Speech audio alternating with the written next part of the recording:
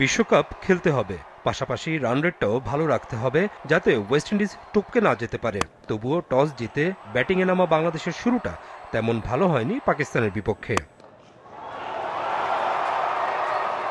দলীয় মাত্র 10 এবং ব্যক্তিগত 0 রানে আউট হন বাংলাদেশের ইনফর্ম ওপেনার ফারজানা হক পিঙ্কি।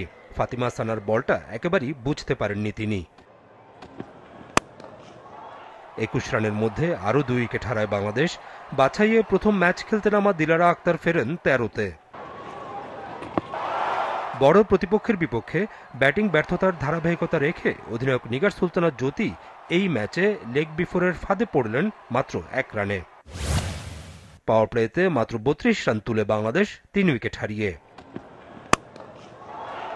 টাইগ্রেসদের মান বাঁচে মিডল অর্ডার ব্যাটারদের ব্যাটিংয়ে।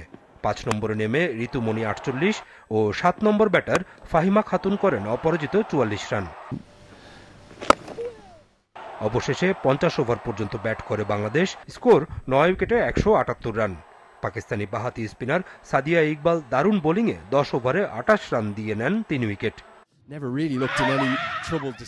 179 রানের টার্গেটে দ্বিতীয় বলেই ওপেনার শাওয়াল জুলফিকারকে লেগ বিফোরের ফাঁদে ফেলেন পেসার মারুফা আক্তার।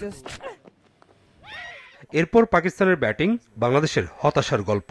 দ্বিতীয় উইকেট জুটিতে 80 রান তুলেন ওপেনার মুনিবা ও ওয়ান ডাউন ব্যাটার সিদ্রা আমিন। বাংলাদেশকে দ্বিতীয় সাফল্য এনে দেন লেগ স্পিনার রাবেয়া খান। 37 রান করা ব্যাটার সিদ্রা আমিনকে ফেরান তিনি। ক্যারিয়ারের চতুর্থ 50 তুলে নেন উইকেটরক্ষক ব্যাটার মুনিবা আলী। 67 বলে 50 করেন তিনি। এই মুনিবা আউট হন 69 রানে। সুপ্তার ক্যাচ হয়ে তিনি ফেরেন নাহিদা আক্তারের বলে বাংলাদেশের তৃতীয় উইকেট।